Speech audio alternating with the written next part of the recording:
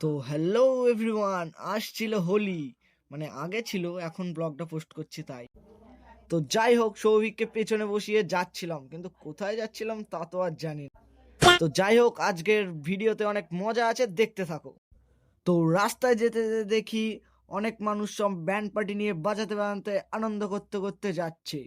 তো আমি ভাবলাম যে আমি একটু নেমে নেচে দিই, কিন্তু তখন ওরা ভাববে যে এ কাহা সে টপক গয়া বে, এ কোন হে, তার জন্যই আর কি আর গেলাম না। तुमसे ना हो पाएगा। তো তারপর কিছু ছোট ভাইয়ের সাথে দেখা হয়ে গেল। ওরা তো টুপি খুলে রং মাখে আবার দায়িত্ব করে টুপিটা পরিয়ে দিল। বাহ রে ভাই। তারপর ওরা সৌভিককে বলছে, তুমি কি গাড়ি স্টার্ট মারছো, আগে দাঁড়াও একটু লাগাই রং। তারপর দেখি রাজভাইও চলে আসে, দিয়ে ও রং লাগিয়ে বাই করে দিল। আর এদিকে তো দেখি সৌভিক তো চ্যাটিং করতেই ব্যস্ত, ওর গালে যা রং ছিল তার থেকে ওর মনে বেশি রং লেগে গিয়েছিল। मौसम तो ऐसा लग रहा है दिल गार्डन गार्डन हो रहा है। তারপর গোঘাটায় গিয়ে দেখি কিছু ভাইরা সামনে পিছনে সব জায়গায় রং মেখে নাচতে নাচতে চলে যাচ্ছে। তারপর দেখি সুমনদা রং মেখে শক্তিমান পোজে দাঁড়িয়ে আছে।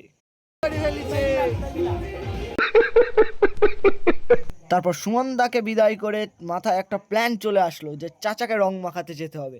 তো যেমন প্ল্যান সেরকম কাজ। Bye bye. ঠিক আছে, রং নাই কিন্তু মাখাবো, তো এরপরে ভিডিওতে দেখতে পাবো।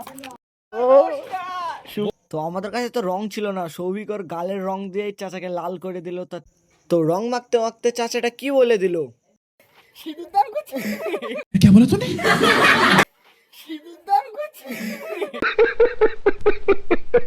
তো আমরা চাচাকে রং মাখাই। তো আজকের ব্লগ তো এইটুকুই। তো কেমন লাগলো জানিও।